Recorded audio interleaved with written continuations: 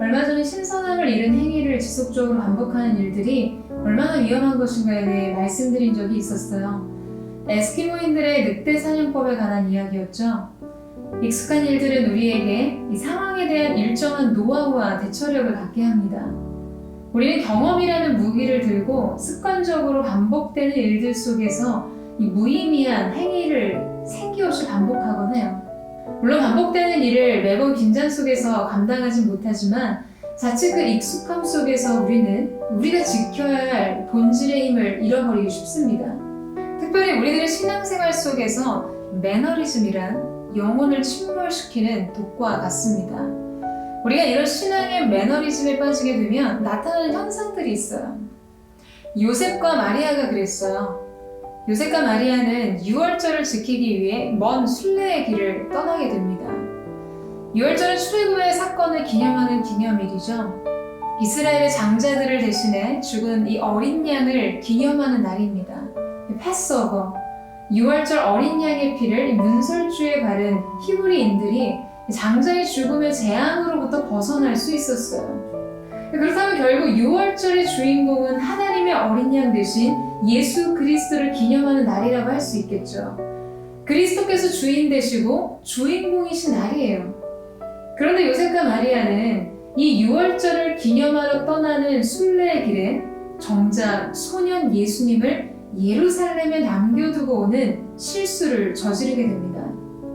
여러분, 어린 자녀를 둔 부모가 여행을 떠나려면요 얼마나 준비할 게 많은지 몰라요. 아마 유월절을 기념하러 먼 길을 떠나는 요셉과 마리아도 여행 준비로 정신이 하나도 없었을 거예요. 그리고 순례의 길을 떠나는 당일 엄청난 분주함 속에서 진보다리를 이고 지고 긴 행렬 속에 속해 길을 나섰을 겁니다. 그런데 하루 길을 가고서야 깨달았어요. 친척과 친구들 사이 어디에도 소년 예수님이 계시지 않다는 것을요. 그들은 일행과 나귀와 짐 사이사이를 헤매고 다니며 예수님을 불렀을 거예요. 그런데 예수님을 찾을 수가 없었습니다. 여러분, 사실 아이가 있는 집은 무엇을 하든지 아이 중심적인 선택과 결정을 하게 됩니다. 무엇을 먹든 무엇을 하든 아이들이 고려된 선택을 하게 되는 것이죠. 부모라면 자녀가 중심이 된 일정을 짜고 아이에게 유익한 행동을 먼저 결정합니다. 아이에게 위험하거나 적합하지 않은 것은 아예 고려하지 않아요. 그런데 지금 요셉과 마리아는 아이 예수를 중심으로 움직이고 있지 않았습니다. 예수님이 고려 대상의 첫 번째가 아니었어요. 예수님을 중심에 두지 못했습니다. 그래서 예수님을 놓쳤어요. 왜일까요? 여러분, 요셉과 마리아는 왜 예수님이 함께하고 있지 않다는 사실을 몰랐을까요? 그들은 예수님이 당연히 자신의 일행 속에 속해 있다는 그릇된 확신을 가지고 있었습니다. 자기 착각이죠. 느슨해진 본질에 대해 무감각해져 있기 때문에 자기 행동에 대한 비판력을 잃었어요. 뿐만 아니라 그들은 오랜 명절의 일정 속에 너무 지쳐 있었습니다. 여러분, 사람이 지치면 자기 중심적이게 됩니다. 중요한 것에 대한 집중력을 잃어버리고 무관심해지게 되어 있어요. 나 하나 추스리기가 쉽지 않습니다. 그들은 너무나 분주했어요. 챙겨야 할 것이 너무 많았고 조급한 마음들이 있었습니다. 그래서 예수님을 예루살렘에 그냥 두고 온 거예요. 이것이 얼마나 경악할 만한 일인가요? 여러분, 그들은 예수님이 가장 중요했던 날, 예수님이 주인 되신 날, 정작 그분을 잃어버렸습니다.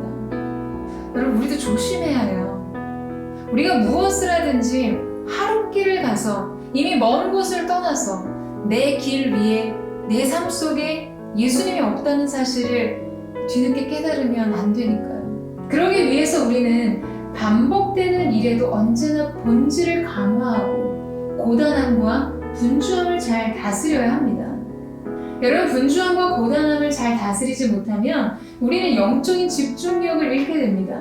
분주함 속에서 부주의함이 나타나요. 피로감 속에서 무관심과 자기 중심적인 태도들이 생겨나는 것이죠. 나 자신의 필요 외에 타인에게 자기 시선을 확장하기 힘들어요. 이럴 때 우리는 가장 중요한 것을 소홀히 하는 실수를 범하게 되는 것입니다. 조련사가 맹수들을 조련할 때 쓰는 가장 중요한 한 가지 방법이 있습니다. 자신을 위협하는 맹수를 조련할 때 이 조련사들은 우리의 예상과 같이 자신을 호신할 수 있는 총이나 칼을 들고 우리 안에 들어가지 않습니다. 그들은 네 발 의자를 거꾸로 들고 들어간다고 해요. 그리고는 맹수 앞에서 이 의자의 네 발을 들어 올리면요, 맹수는 뱅글거리는 네 개의 의자 다리에 초점을 맞추려고 애를 쓰지만 어지러워서 정신을 못 차리게 됩니다. 시선이 분산되면서 무기력증에 빠지고 서서히 유약해지고 온순해진다는 거예요. 그러면 조련사는 본격적인 조련의 스킬들을 가르치기 시작합니다. 여러분, 사단이 우리를 조련하는 방법도 이와 같습니다. 우리의 시선을 네 개의 발로 분산시키는 것이죠.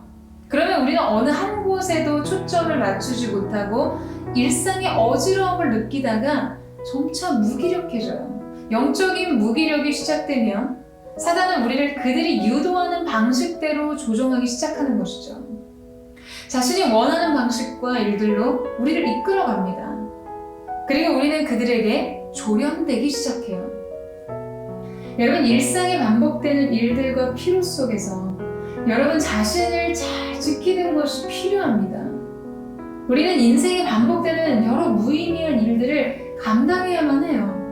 우리에게 요구되는 인생 보따리를 쌓아야 하니까요. 매일 찾아오는 분주한 일들을 해내야 하니까요. 하지만 그 분주함을 다스리는 것은 행위의 다양함이 아닌 동행의 밀도가 되어야 합니다.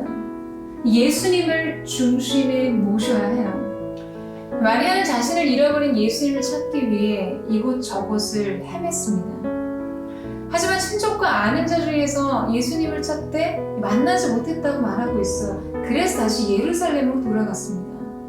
사흘 동안이나 예수님을 찾아 헤매다가 비로소 성전에서 잃어버린 예수님을 다시 만날 수 있었어요. 여러분, 마리아는 예수님을 찾기 위해 정작 그분이 계실 만한 곳에 가보지 않았어요. 마리아는 오랫동안 일상에 파묻혀 아들 예수가 메시아시며 하나님의 아들인 줄을 잊고 있었어요. 이것이 마리아의 일상 속에 예수님의 잘못된 존재감이었죠. 일상이 희석된 예수님의 존재로 인해 마리아는 어디에 가야 그분을 다시 만날 수 있을지 알지 못했던 거예요. 여러분도 예수님을 잃어버렸을 때 어디서 그분을 다시 만나겠습니까? 어디서 예수님을 찾으시겠어요? 우리가 하나님의 임재와 동행을 놓쳤을 때 그분이 어떤 분이신지를 기억해야 합니다. 그분을 알 때 우리는 주님을 다시 만날 수 있어요. 여러분, 3일이 지나서야 그들은 성전뜰에 계신 예수님을 찾을 수 있었습니다. 말씀 앞에 계신 예수님을 발견한 마리아는 그분이 누구이신지를 깨달았을 뿐만 아니라 그분을 잃어버렸을 때 어디로 가야 하는지를 알게 됐을 거예요. 여러분, 우리는 일상 속에 희석된 예수님의 존재, 일상 속에 퇴색된 진리의 빛을 다시 새롭게 해야 합니다. 그분이 우리 삶에 어떤 분이신지를 인정하고 우리 삶을 그분 중심으로 되돌려야 해요. 어떻게 해야 할까요? 어디를 가면 잃어버린 예수님을 다시 만날 수 있을까요? 여러분, 매일 말씀으로 돌아가세요. 말씀 앞에 설 때 우리는 그분을 발견할 수 있습니다. 결코 잃어서는 안 되는 그분을 다시 되찾게 되는 것이죠. 예수님을 잃어버린 자리에서 당혹스러움에 빠져 계신 분들 있으신가요? 오늘 이 말씀이 여러분에게 예수님의 자리를 찾는 시간이기를 바랍니다.